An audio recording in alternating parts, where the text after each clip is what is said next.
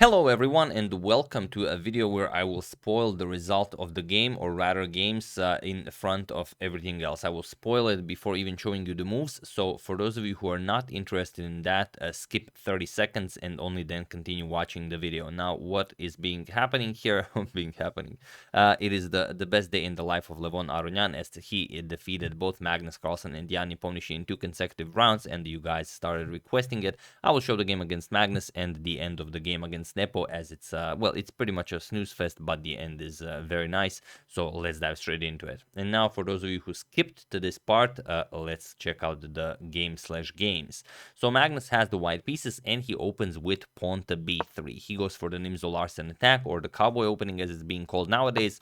Pawn to d5, the classical variation to the cowboy attack. Bishop to b2, knight f6, knight to f3, and now there are some different ways you could treat this. e6, the most popular move here. You could play c5, you could play bishop to f5. Levon goes for bishop to g4. This is only the 4th most popular continuation, so obviously he knows how he wants to catch Magnus,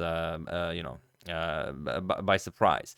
We have e3, e6, we have pawn to h3, and he moves the bishop back. Pawn to h5, pawn to d3, and now pawn to h6. We have pawn to g4 and bishop to g6. We have knight to e5, putting pressure on the bishop, and bishop to h7. So nothing new here. There is a game where bishop to g2 was played, but now we have knight to d2, and it is now already, as of move 9, that we have a completely new game. And what more could we ask for in a game between Magnus and Levon? We have knight f to d7, immediately trading off the powerful knight on e5, and here Magnus trades. We have knight captures, and just bishop to g2. Magnus really slow playing this, fianchettoing both of the bishops. We have pawn to c6, creating a nice center here, and bishop now comes, queen comes to e2, preparing to castle queenside. Queen to c7, Levon does the same, and now pawn to f4. We have pawn to f6, and now castles queenside. Castles queenside by white, and now queen to a5. Now Levon could also castle queenside here, but he first goes after the a2 pawn, and Magnus just leaves it be. He goes pawn to e4, and indeed it would be very, very ill-advised to capture the pawn. If you capture the pawn, then captures on d5, and black is already close to lost. You cannot capture back, of course, because you are pinned. If you play c captures on d5, then queen captures on e6. It's not, it's just really bad. So instead, after e4, we have castles queenside, and now king to b1, just nicely guarding the pawn here. We have bishop to a3, of course, going after this trade. It's a very standard setup where when you have this position with the pawns and the fianchettoed bishop, you generally want to trade off the bishop, because then there will be dark square weaknesses around the white king. And if you can get your queen, let's say, to a3, if this knight somehow finds his way all the way to b4, it's pretty much game over. So that's the plan. Bishop captures, we have queen captures, and now e captures on d5. E captures on d5, and rook h to e1. And now, if you don't want to see pawn to f5, you have to play pawn to f5 yourself. So that's exactly what Levon does. Knight to f3, and now f captures on g4. We have h captures, and now, while you're probably expecting rook h to e8 to counter the queen and the rook on the e file, Levon plays rook h to f8. And okay, Magnus plays pawn to f5. The pawn is hanging, so you have to either defend it or advance it forward. Levon advances it, Magnus advances it, and now knight to f6, putting pressure on the g4 pawn. And here Magnus plays bishop to h3. It looks like a funny square for the bishop, but the idea is if the knight ever moves, you have g5 f6 with some discoveries. Could be very nice. Also, if you don't want to do this, you can just play knight e5. It's a great square for the knight. Also, the g4 pawn is defended, but the bishop remains on this, diagonal of questionable quality.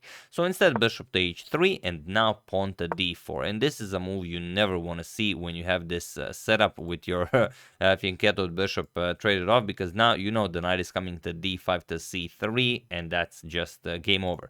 Now, it is possible to defend this, but it is rapid chess. Like if you play queen to d2, everything is still fine. You can't go knight to d5 because knight just captures, and now the c3 square is covered by the queen, and also you cannot go queen a5 to cover the c3 square. However, in the game, pawn to g5 was played, and now comes h captures on g5. Interestingly, Levon could go knight to d5 right away. It's not straight out winning, but it will be very hard to defend. You allow f6 check, and after king to b8, queen to e5 check, you even allow this, and after king to a8, queen captures on d4. And now the queen is guarding the c3 square, but it's different. The queen is not on d2 like in the previous line that we've shown, where the a5 square is guarded. So here you can play queen to a5. Now knight to c3 check could be incredibly strong. So king to b2, stopping that, and now knight to b4. And now the queen is attacked and also the a2 pawn, and this looks very, very promising for black. For example, queen c3 are going to capture an a2 with check. King to c1, queen to a3 check, king b1. Now the knight comes back to d5, attacks the white queen, and it just looks incredibly strong. Like I said, it's not probably winning by force, but it will be very hard to defend in rapid. But okay, Levon played h captures on g5 instead, and now knight captures on g5 by Magnus, bishop to g8, and now bishop to g2. And here you would probably expect the bishop g2 move, of course, aimed at guarding that d5 square. So you know that if knight comes to d5, you will just trade this bishop for knight instantly. No questions asked there. But Levon played truly a Levon move here. This is a Levon move. He played rook to d5, and now the problem is, you know that if you capture, the knight comes to d5. If you don't capture, the rook comes to a5, and you get checkmated. So how do you even approach to defending this? There are a couple of ways. You could play something like pawn to c4 or even pawn to c3, which simply opens up the path for the queen to help out with the defense of the white king. But there's a much better way. If Magnus spotted queen to e7, he attacks the rook, he attacks the queen. You have to trade queens here, and then it's you just play this endgame. So no harm there. But Magnus played bishop captures on d5, and Levon just played knight captures on d5, and he was in this position on move 27 that Magnus Carlsen resigned the game, as now there is nothing more to be done here. There is no way to defend. The knight is coming to c3, and that's just it. Okay, you could maybe survive for a little bit longer. If you do nothing, of course, knight to c3 check is just deadly. Let's say you play some sort of a move, knight to e6, just knight to c3 check, king to a1, and queen captures on a2 will be checkmate. So you can't just play any move. You have to play something like c4. At least the queen now covers the a2 square, but still knight to c3 check, king will move, and then you lose the queen. So it's just unplayable. So very weird for Magnus to do this. Maybe he was, I have no idea what he was trying to do with bishop captures on d5. Maybe.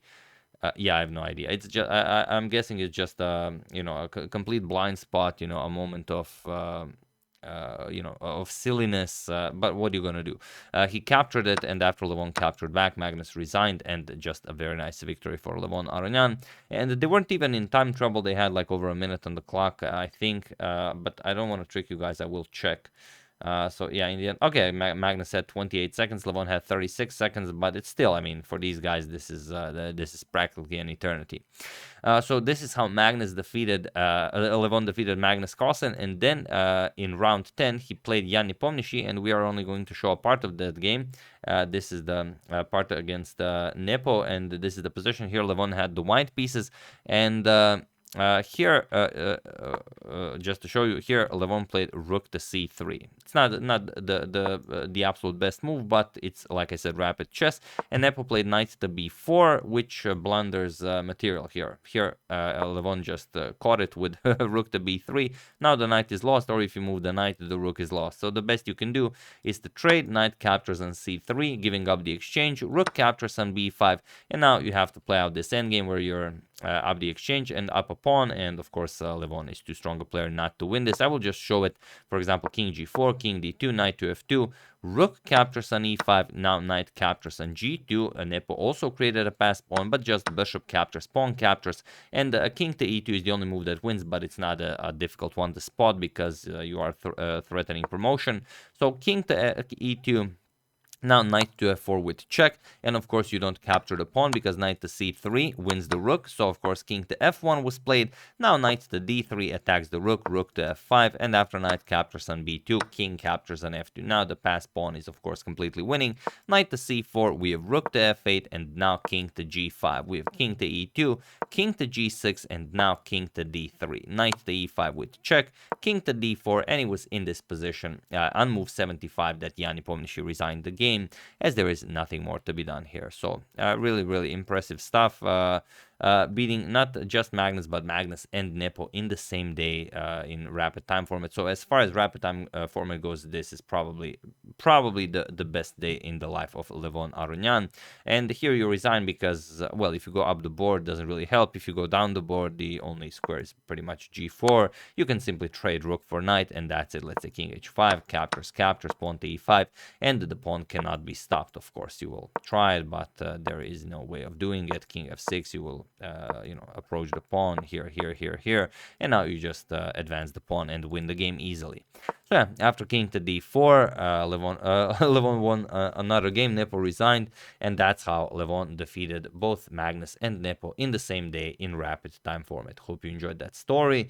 I would like to thank G. Mero O'Toole, Yun Yang, Federico Torres Velasco, Dan McCormick, and James Eugene Cashman for your contribution to my channel. Thank you a lot. I really appreciate it. As usual, you can check 2 of my previous videos here. Thank you all for watching, and I will see you soon, continuing to check up on your wonderful suggestions and whatever else happens in the chess world.